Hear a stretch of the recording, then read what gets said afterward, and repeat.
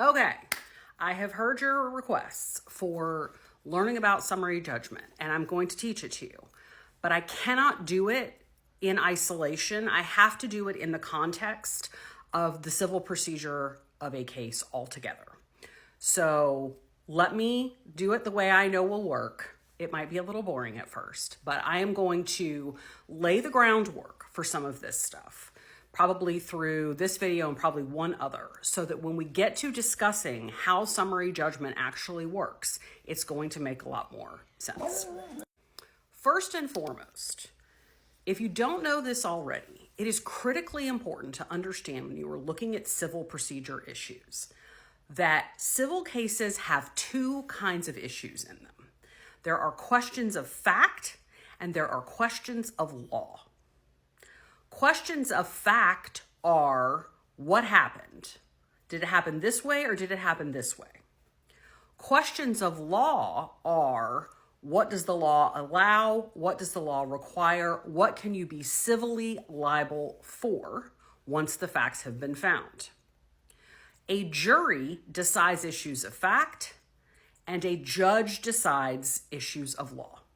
So all throughout a civil case, it is all issues of law, issues of law, issues of law, all the way through until you get to a jury trial, in which case you then present the issues of fact to a jury to decide.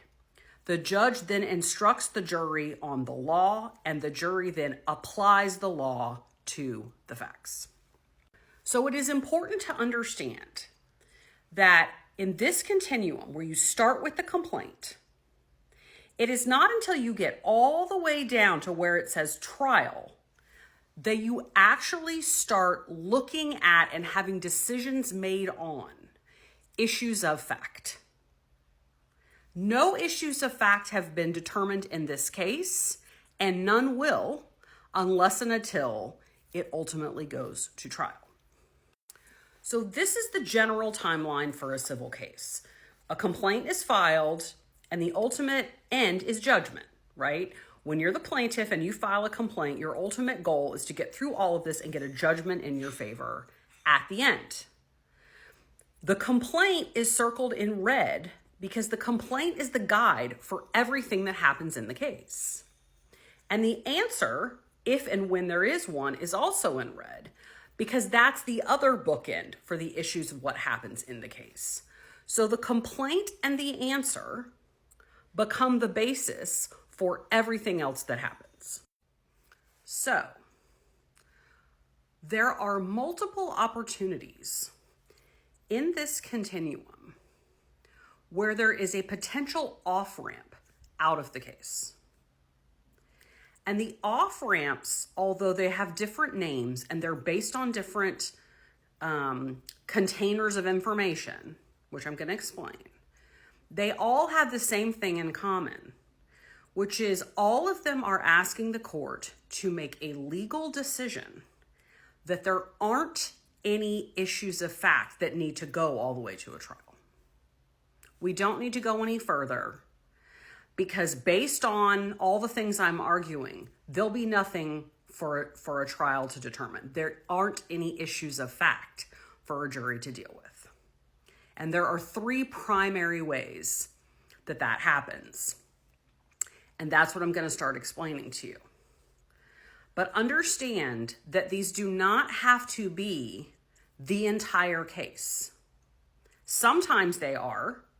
Sometimes, like with the Wayfarer countersuit, where they move to dismiss the whole complaint, people do that. But you can also just move to dismiss one claim, or two, or four, or 3 and 5. Okay, so it doesn't have to be wholesale. So in a case with multiple claims, it can be these off-ramps, can be all or some. All right, off-ramp number 1 is motion to dismiss. And every one of these off-ramps I'm going to tell you about: motion to dismiss, motion for judgment on the pleadings, and motion for summary judgment. The decision is based on the information that comes above that motion in this continuum. In other words, what's available in the case. So in a motion to dismiss, The only thing that the court can consider is what came before it, which is the complaint. That's all the court can consider. In a motion for judgment on the pleadings, that is something that can get filed after there's a complaint and ultimately an answer, meaning the motion to dismiss didn't work or there wasn't one. A motion for judgment on the pleadings can consider only the complaint and the answer. It may have something to do with affirmative defenses that are pled in the answer. So it's a lot like a motion to dismiss, except that it also considers the answer instead of just the complaint. A motion for summary judgment considers everything that came before it, and that includes everything that has been found in discovery. Motions for summary judgment are not filed until discovery is over, because the point of a motion to dismiss, a motion for summary judgment, is to give an off-ramp to say, now that we know what every single fact is that could be presented at trial, there's still nothing for a jury to decide as a question of fact. So you have to wait for discovery to be over before you file motions for summary judgment, and that's why they haven't happened yet. So we've already seen motions to dismiss in the other case. The standard there is that basically, even if everything in the complaint gets proven to be 100% true, the law does not allow people to recover for those facts. No liability could possibly result from what's in the complaint, because even if it's all true, there won't be anything for a jury to determine because the law won't let it. That's on a motion to dismiss. On a motion for judgment on the pleadings, it's a similar argument, except you're considering the complaint and the answer. There aren't any issues left. There's nothing for a jury to decide. And when you get to a motion for summary judgment, you are saying, we now know what the complaint is, what the defendant's answer and affirmative defenses are, and we now know all of the facts that are going to be presented at trial. And knowing all of those things, we are now arguing that there will be nothing for the jury to decide on either some or all of the claims that are in the complaint. So take all that in, let it marinate, ask me questions about that.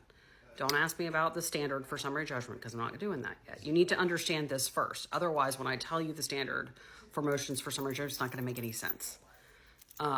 So take all that in. Let me know what questions you have about how this works. And then I will move on to the next thing, which is going a little bit deeper on issues of fact and how they are being created and dealt with in discovery as we speak, which is the lead into motions for summary judgment.